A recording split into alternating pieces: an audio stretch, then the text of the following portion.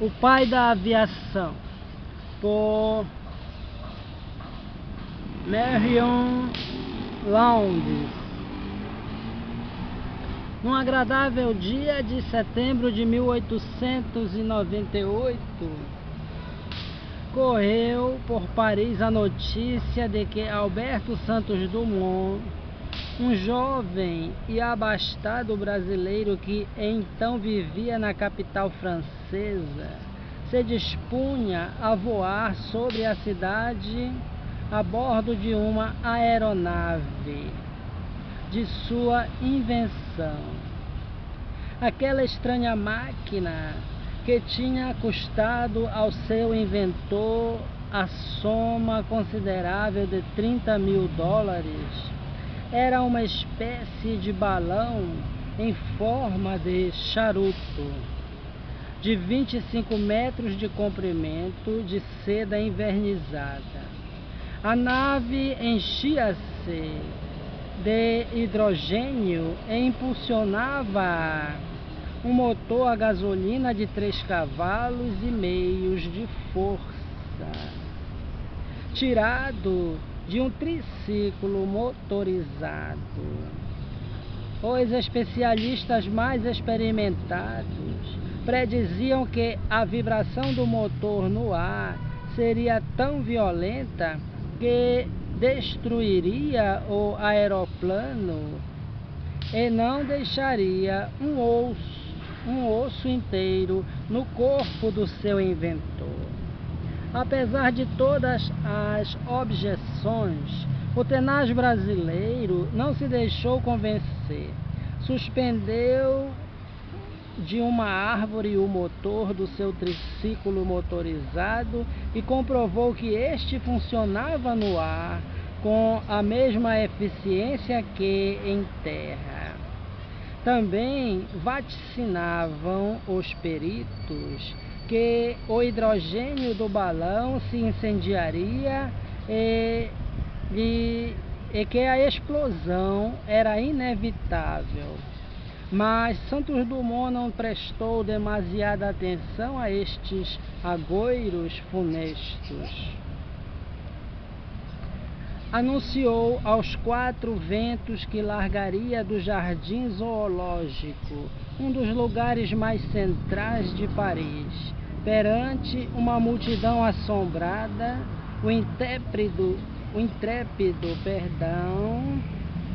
Perante uma multidão assombrada, o intrépido aeronauta, que vestia um elegante fato de passeio às riscas, chapéu de feltro e luvas de pele, trepou para o seu flamejante automóvel aéreo. A barquinha de verga tinha a aparência de uma grande cesta, como as que usavam as lavadeiras, com um motor a gasolina e uma hélice de pá dupla em cima. Tudo isto estava suspenso por corda ao balão propriamente dito. "Larguem tudo!", gritou o aeronauta aos seus ajudantes.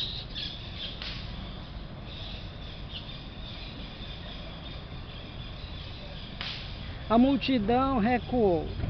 O motor arrancou, a hélice começou a girar e o Santos Dumont número 1 elevou-se triunfalmente nos ares.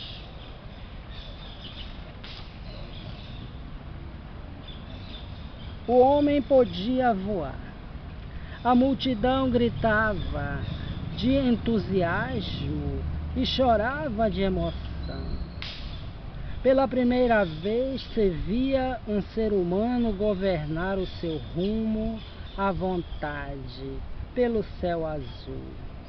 De repente, ouviu-se uma vozita infantil. O balão rompeu-se. E assim era. Havia falhado a bomba de ar e o grande invólucro dobrava-se ao meio. O desastre era iminente. Santos Dumont flutuava agora sem direção sobre um campo em que uns garotos brincavam com papagaios de papel. "Peguem a corda de guia", gritou-lhes ele, quando as cordas da nave tocaram no chão. Corram agora contra o vento.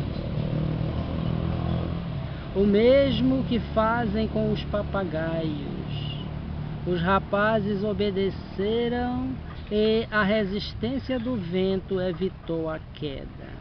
Assim foi como, pela primeira vez, escapei de uma morte certa.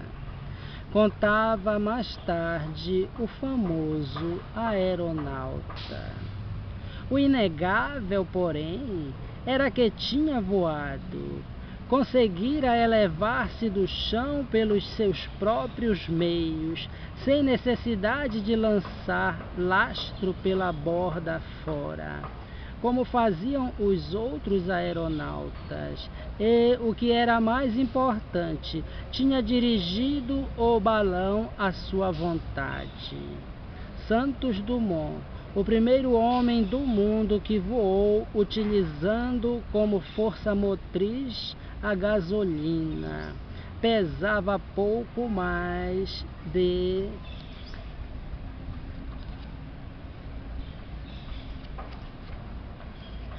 50 quilos.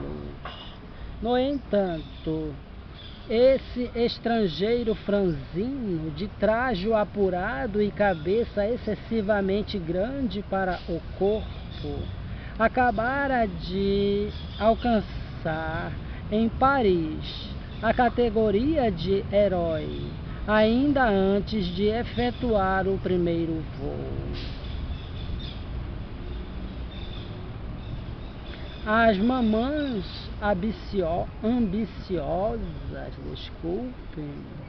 as mamãs ambiciosas sonhavam ver as suas filhas passear pelo bosque de Bolonha no automóvel de Santos Dumont. Os aristocratas Blasses do Jockey Club recebiam-no ufanos no seu círculo de amizades e admiravam sem reservas o seu engenho e o imperturbável sangue frio com que arriscava a vida. Santos Dumont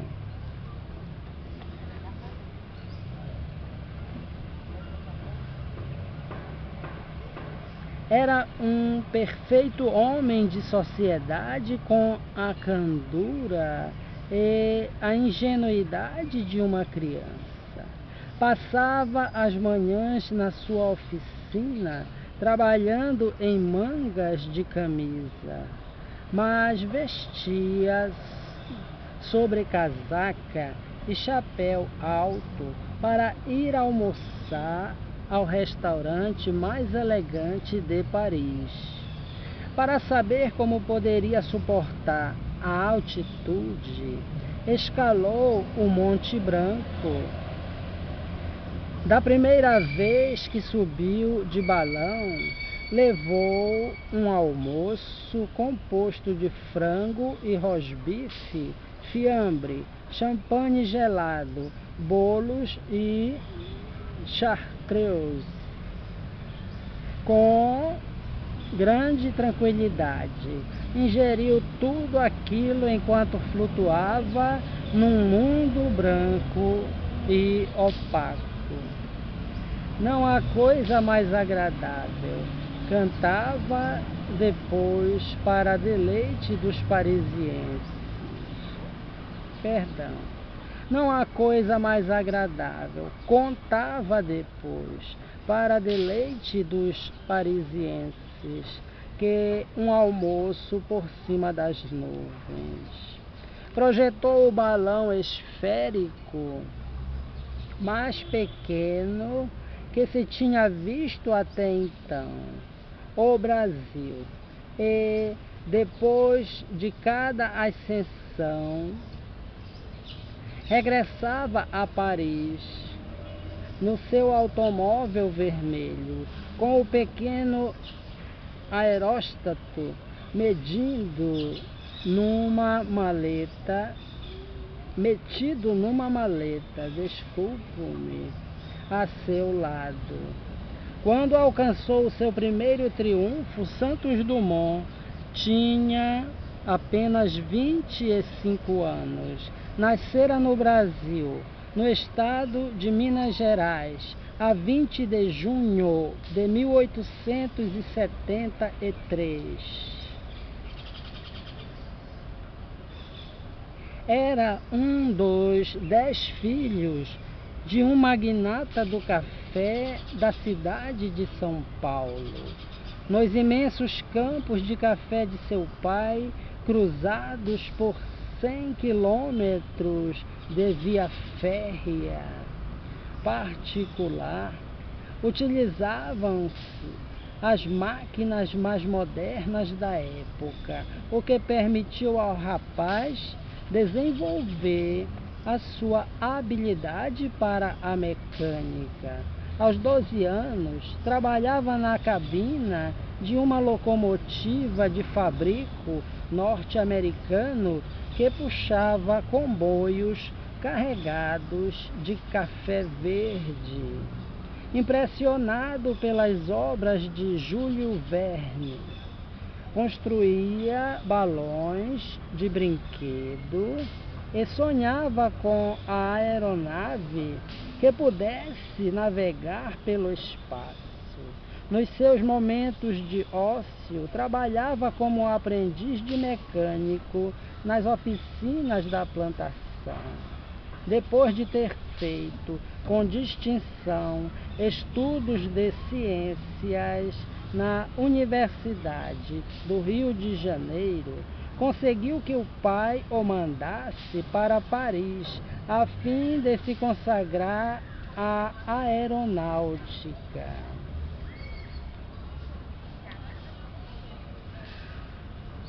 Na década de 1890 a 1900, os parisienses surpreendiam-se constantemente ante os estranhíssimos meios de locomoção que se inventavam diariamente: carruagens sem cavalos, triciclos motorizados, aeróstatos, reticências.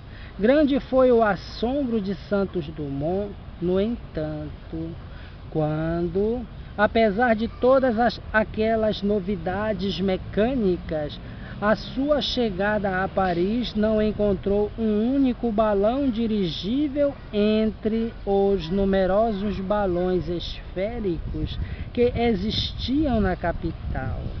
As provas efetuadas até então tinham sido desanimadoras.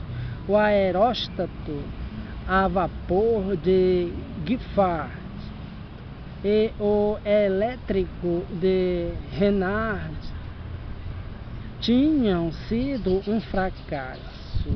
O de Wolfert incendiou-se, originando a morte do seu inventor.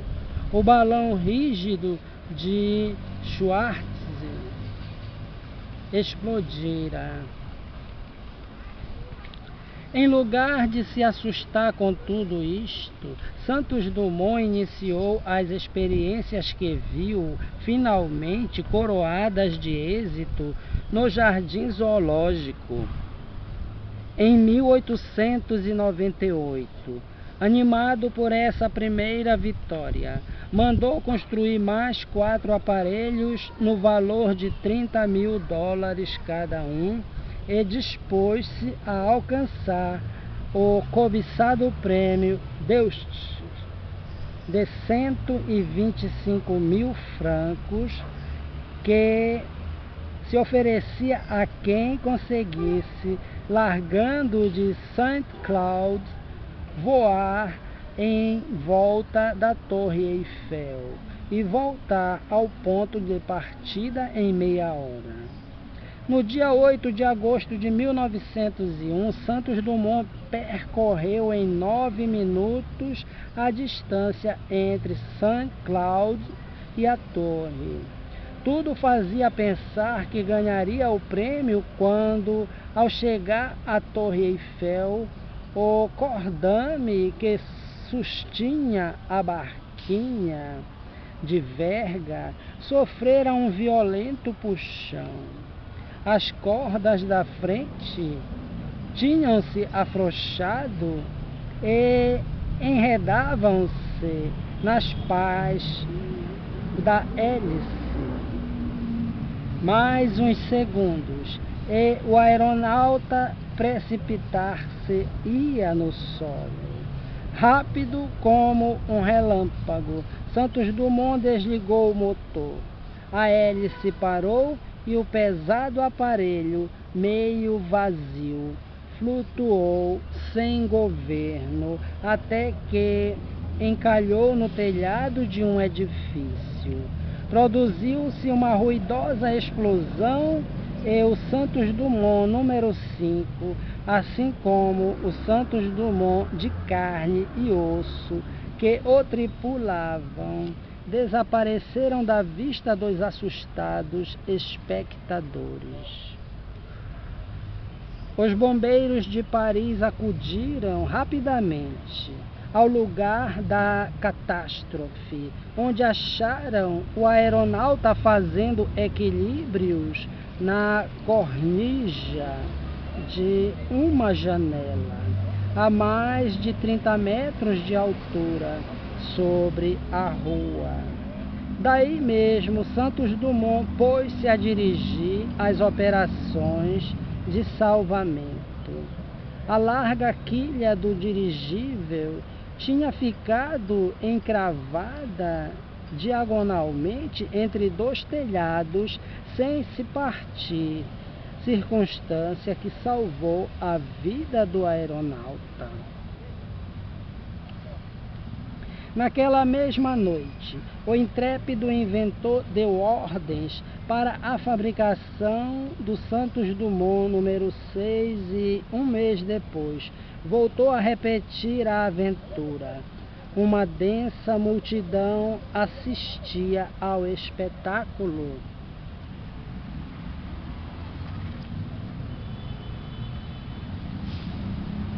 Como da vez anterior, a aeronave manteve-se bem o seu rumo.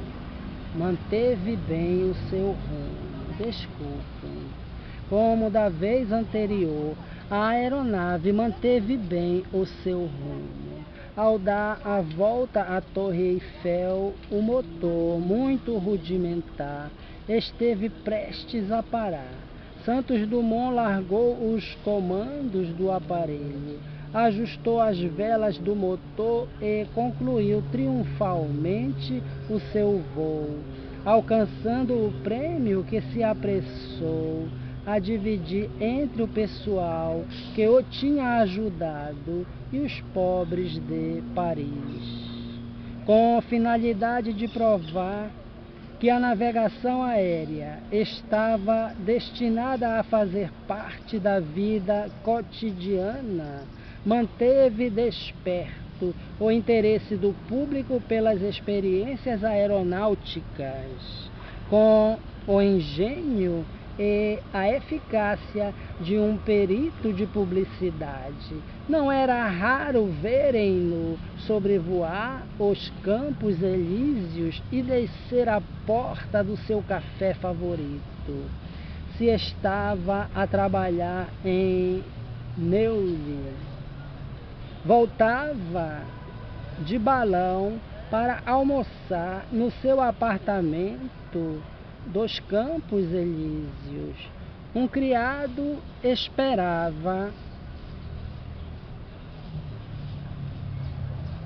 nos degraus da escada para segurar a corda de guia Quem vivia em Paris naquele tempo recorda-se de ter visto piscar no céu, nas noites calmas, as luzes do seu automóvel aéreo, enquanto o presidente da República Francesa passava a revista às tropas.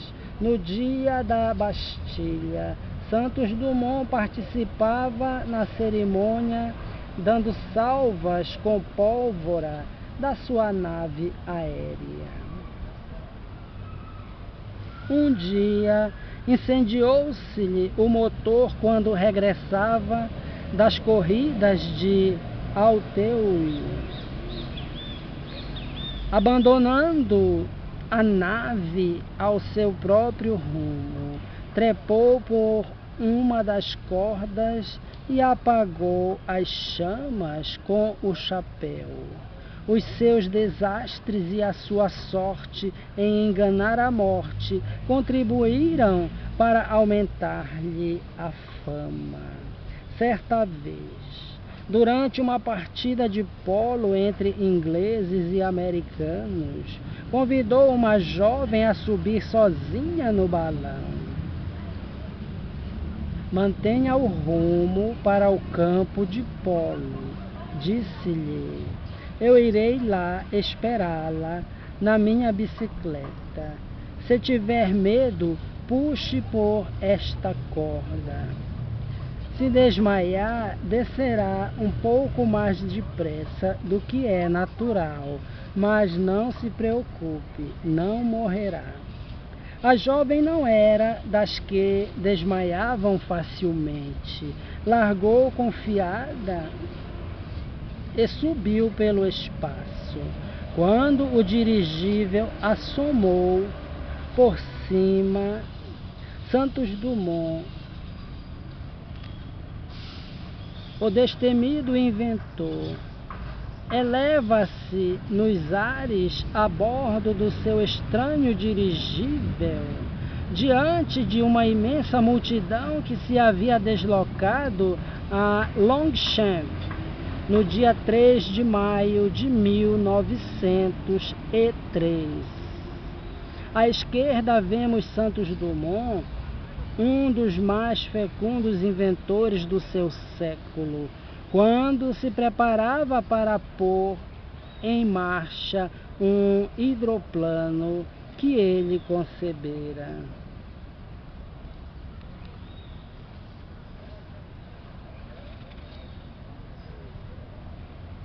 No campo de polo, os cavalos empinaram-se. Não faltou quem resmungasse. Já aí está outra vez esse Santos Dumont. Elevou-se então das bancadas um murmúrio admirativo. Não era Santos Dumont, mas a encantadora Aida de Acosta, que cobria a cabeça com um largo chapéu preso por uma echarpe de gaze. Desceu sem dificuldade, presenciou a partida e regressou, voando a Neuilly. À vista da estupefação e dos comentários de todo o Paris, Aida de Costa foi a única mulher que tripulou sozinha um dirigível. Quando censuraram Santos Dumont por ter permitido que uma rapariga se expusesse a tais perigos, respondeu em tom de protesto: mas se não existe o menor perigo, voar é tão simples que pode fazê-lo uma criança pequena. Alberto dos Santos Dumont adiantou-se meio século aos homens da sua época. adivinhou um mundo novo, unido por vias aéreas, onde os veículos transportariam rapidamente de um lugar para o outro viajantes, correio e mercadorias. Previu mesmo a possibilidade e vantagens da guerra aérea. É do seu livro autobiográfico a seguinte frase de luminosa argúcia, em que estão definidos os pontos básicos da estratégia aérea. Uma vantagem incomparável da aviação é tornar possível ao aviador avistar corpos movendo-se abaixo da superfície das águas.